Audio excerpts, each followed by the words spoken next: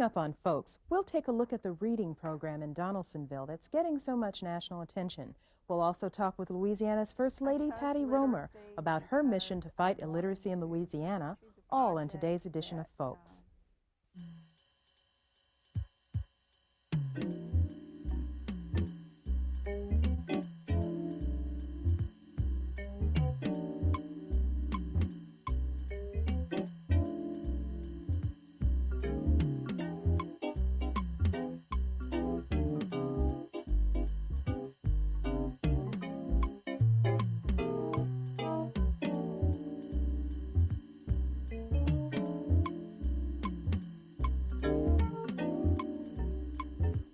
Hello everyone, welcome to Folks. I'm Sonya Masingale.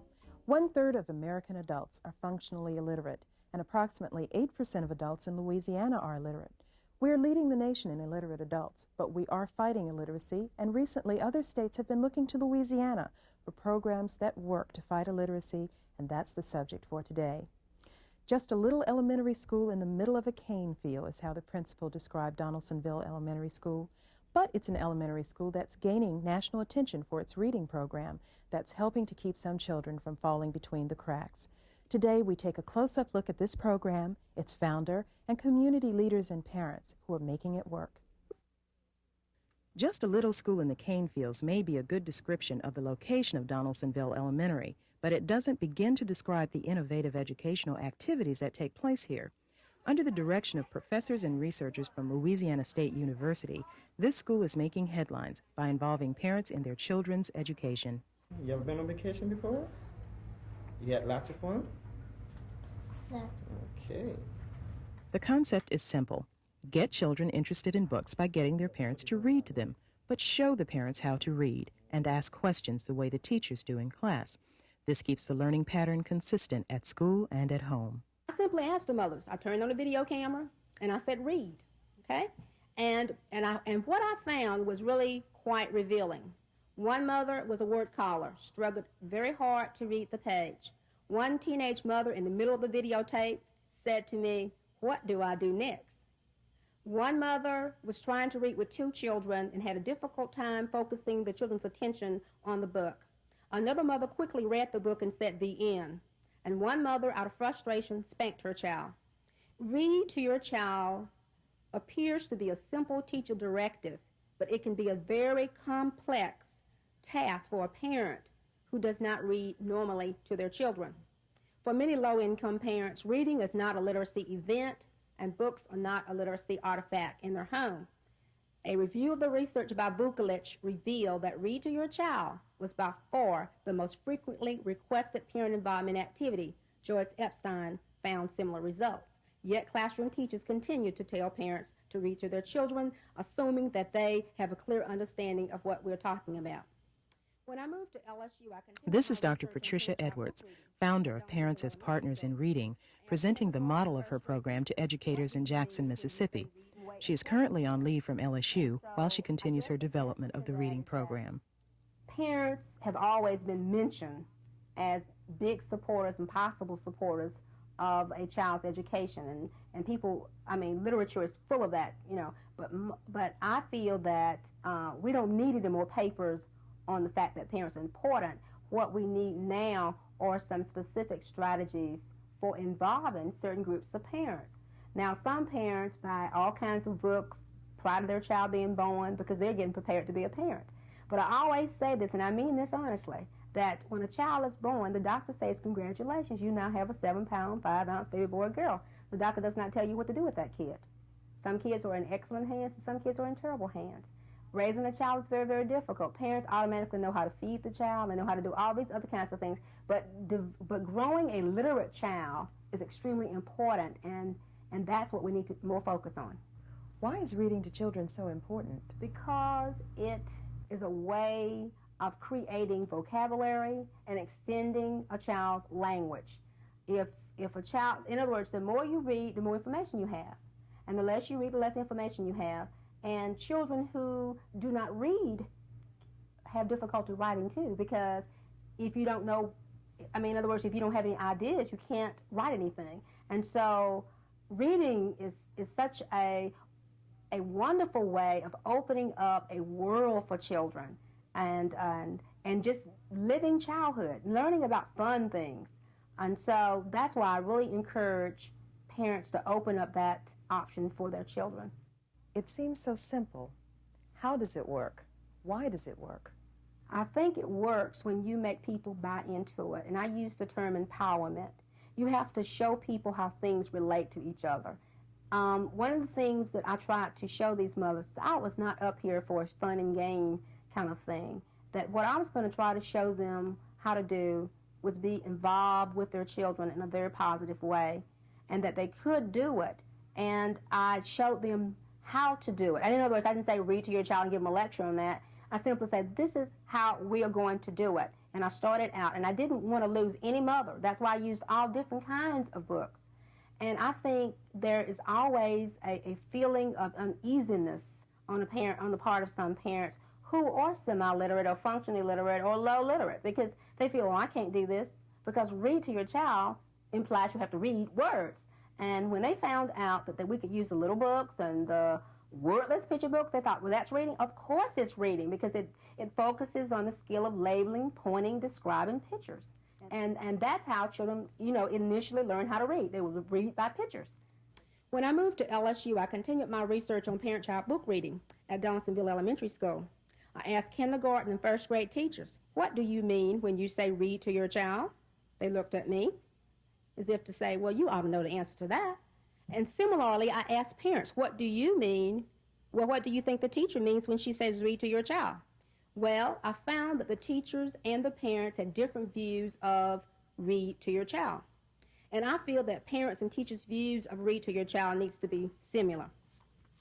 While I am not saying that read to your child or reading to your child is the only way of becoming literate, it is the most school-preferred literacy event.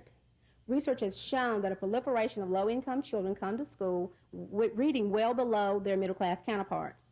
In other words, a child who comes to school who is story literate, and that's a child who's been read to at home, will probably do better than a child who is story illiterate, a child who has not done well in school.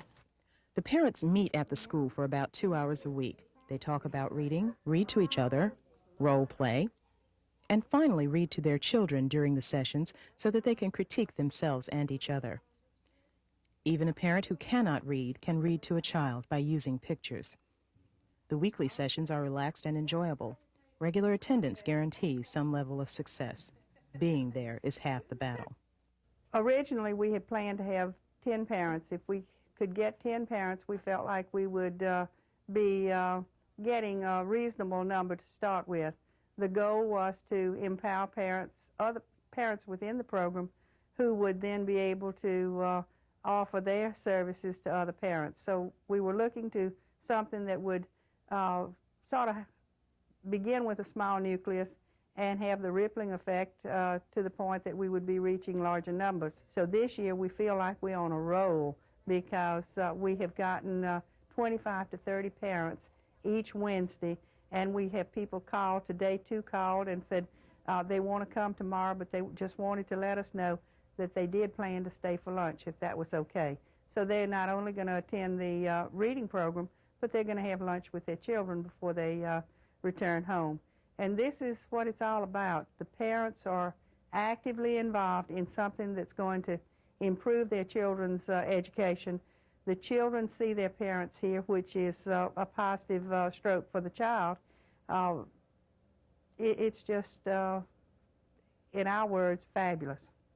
The program is only 1 year old, but has grown from 10 to 30 participants who attend on a regular basis. Their success in attracting parents is due largely from steady and practical support from dedicated community leaders. We foster education and parental involvement. We believe in involving the entire community. We have the clergy members involved, the civic leaders, and of course the family. We want to make it a total unit because we're educating the entire child, not just one aspect of the child. I'll be celebrating my 32nd wedding anniversary in November, and my wife and I never had children. And we said very early, when we realized that we wouldn't have children, that we would adopt all the kids we taught. And I think I have basically a love for people, children in particular. In my business, I meet a lot of parents who kind of neglect their children, and I see it as a problem. I see it every day, and I think any business has a duty to help out the community, and it was an excellent way for me to help out. Matter of fact, I required the parents who work for me to come to this program, or else they were going to lose their job, and it got successful. Before we could get statistical data, it would take a substantial amount of time. But I'll tell you this, in terms of motivation, in terms of enthusiasm, in terms of a sense of satisfaction on the part of children, teachers, and parents, and the involvement of parents has just been tremendous. We have had community leaders, community organizations to assist us in the involvement of parents, and it's really been gratifying. Although the program was originally designed to serve low socioeconomic status mothers, they have attracted parents from all levels of income, and fathers too. It helps in that it makes it more interesting to Brooke. She always wants us to read to her now, and she enjoys it. I understand, how to make it interesting to her. We talk about the book more than just read it to her. We stop at the different pages and I ask her questions about it, and she's able to answer them instead of just reading to her and putting the book down. We get to spend a lot more time together. We set aside a time at night before she goes to bed, and that's our time to be together and to read to her. It shows her that we're interested, too. Everybody thinks they know how to read, but with this program here, it's a lot of different in how to read to a kid. I can pick up a newspaper, I can read to myself, or different other, but to make it interesting for a 5-year-old to know how to understand, by going to this program, now I know you got different techniques changing your voice. I mean, I can talk, be happy, I can be mad, or be sad. They tell me how to do those things, and it's like a game, and you're playing with them, but yet you're educating them also. Trains don't leave. When I first came over here, my wife told me, well, you go since I'll be off on Wednesdays. I said, well, I'll try, and I'll tell her what's going on. And I had about maybe 15, 30, all, I guess, mothers. And I was the only father in there. So I really felt pretty uncomfortable when I first got there, because I said, well, all the fathers that, well. Now I'm looking forward to going every Wednesday now, because I feel at ease now, and there's a lot of things I'm learning, and I relate it back at home, and it helps myself and also my little girl. We get a lot of books with the librarian. She's very, very friendly. Miss Tarterich is the name, and she let us check out a lot of books, and if I read maybe 2 of them, and my wife, she reads the remainder of them, and sometimes 3 of us as a group, she would play a part and I play a part, and we really have a blast. Hopefully, programs such as Parents as Partners will spread in Louisiana schools to help wipe out illiteracy at its roots. But Louisiana has a more immediate problem with illiterate adults. I'm here today to talk to you about a problem that concerns me very much, and whether we realize it or not, it's a problem that affects us all. It's a problem that literally can enslave and humiliate a person trying to live in today's world. It's a problem that blocks our way as we struggle in our homes, as we do in our state, to better our financial position. It does indeed block our way.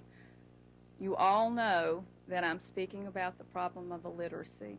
I'm talking about the fact that too many of our friends and neighbors are unable to do very, very simple things, such as looking up a telephone number in the telephone directory. They can't read the directions off the side of a medicine bottle. They can't fill out a job application form, or perhaps they can't read the Bible. It can be a very heartbreaking story. Louisiana's First Lady, Patti Roemer, a supporter of the Donaldsonville Project, is working to help end illiteracy in Louisiana. I chose literacy because I wanted to choose a project that I could really see a difference with my involvement. Literacy is something that we can see a beginning and an end to the problem. There are 350,000 illiterates in Louisiana. That's the highest percentage of any state in Louisiana, and that's a good reason. And but I'd really like to see that number reduced by the year 2000 to 25,000 people. It would be a dream come true, and it can be done. What do you feel that you can do to change the illiteracy rate as First Lady? Well, I think the biggest thing I can do is attract attention to the problem. Many people don't realize that we have such a severe problem, and I feel like I can get community members, business members, individuals involved, and together we can work toward alleviating this high literacy rate. Joining me in the studio today is Nancy Weems, and she is the teacher that you saw in the video. She's a Ph.D. candidate at LSU, specifically in literacy, and she's working with the program in Donaldsonville and Dr. Edwards as part of a research program. Welcome to Folks. Thank you. As we know, being able to read is the foundation of any kind of education, a good education, a bad education. You've got to be able to read. And so many reading programs have been started and fallen short of their goal. What is it about the program in Donaldsonville that works? I think one of the things that make our program, Parents as Partners in Reading, work is the community. I'm so glad that we took this program to a small community like Donaldsonville because the community is cohesive and the program is important to them, and they come together to support it. Specifically, we have the ministers preaching from the pulpit. We have the owner of a nightclub getting people who frequent his place to come to our project. We have the principal of the school, Mary Chauff, sending people into certain parts of the community to bring back a population from that part. And we have the superintendent, Riccardo, just giving us a lot of resources. One of them is bus transportation. And that was something that really helped to get the people in this time around. Well, but it wasn't so much, excuse me. That's okay. It wasn't so much the bus, it's the bus driver. This is not just a person who navigates the traffic in Donaldsonville. She's a member of our reading group. And so I think as she drives this bus, she solicits everyone she sees just idly standing on the sidewalk. And when she arrives each Wednesday at 10, her bus is packed. I mean, it's bursting at the seams. So one of the reasons our program works is because we are targeting a population that really needs it, and we are getting that population there. Dr. Edwards had mentioned that part of the allure at first was that there was a black woman coming from LSU who reached out into the community and said, okay, let's work on this. Let's work on teaching you how to read to your children. Now that you're in charge of the program, in Dr. Edwards' absence, they're still coming. Right. What is it about that culture that's bringing them in? Well, certainly I give credit to Dr. Edwards for developing the rapport. But as I said, I give credit to the community for bringing them in. But once they're there, I have a saying, just come once and you'll come back, and they do. So I think it's not only myself, but the other researchers from LSU who are very genuine with this population, and we provide types of activities that make them feel successful and important. In other words, we're empowering these parents, and they really want to come back. Often you hear teachers say, we need to get the parents involved, but you don't know how to become involved often, and this is a vehicle for that. But also, people in the educational field are complaining that there's a culture gap between the teachers and the communities that they serve in. Right. Now, how does a program like this overcome that culture gap? Well, a program like this can do things that a teacher simply does not have time to do. A relationship between a student and his teacher is 30-to-1. A parent and their child, of course, is 1-to-1. But parents, and particularly these parents, have to be shown. Teachers so often say, read to your child, do this with your child, and they assume too much. For instance, just this past Wednesday, I had a mother in my program who had her booklet of materials, and it was a coloring activity. The skill we were reinforcing was to color these pictures, cut them out, to show your child how to sequence a story. And I noticed this mother was not participating. And at first I thought, well, maybe this is too childish for her. But later she told me, I cannot color. And so that's what I mean by not only but teachers also assume too much. These parents have to be shown. Now, your own research is in the area of communications, right? Between the teachers and the parents and the students. Exactly. How does this relate to the work in Donaldsonville? Research shows us that in parent populations, such as some of the parents that we find in our state, sometimes don't view their young as conversational partners. They're not asking their children the questions that teachers are asking them in school. So the communication that's going on at home is not congruent with the communication that's going on at school. And the child enters school, the child doesn't have that edge. He doesn't have the concepts that we expect most kindergartners and first graders to have. So what we would like to do is, with this program, is intervene and show parents, specifically through book reading, how to ask questions with their child, how to involve their children in the story, so that they will be more aware of emerging literacy in the home and how they can help the child in the home. Now, the parents that we spoke to were already pretty much involved with their children's education. They read to them already at home, and the question is, what's so difficult about reading to a child? Why do you need a whole program to show someone how to read to a child? Well, I'm glad that that's what you observed, because I think these parents are just really excited and they're learning very quickly, because most of them, or a lot of them, when they first entered the program, were not reading to their children. They had never been read to. Or when they got the book, they said, do I say this title?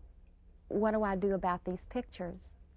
And they didn't know that they could link the experiences in the book to their child's life so that it would be more meaningful to their child.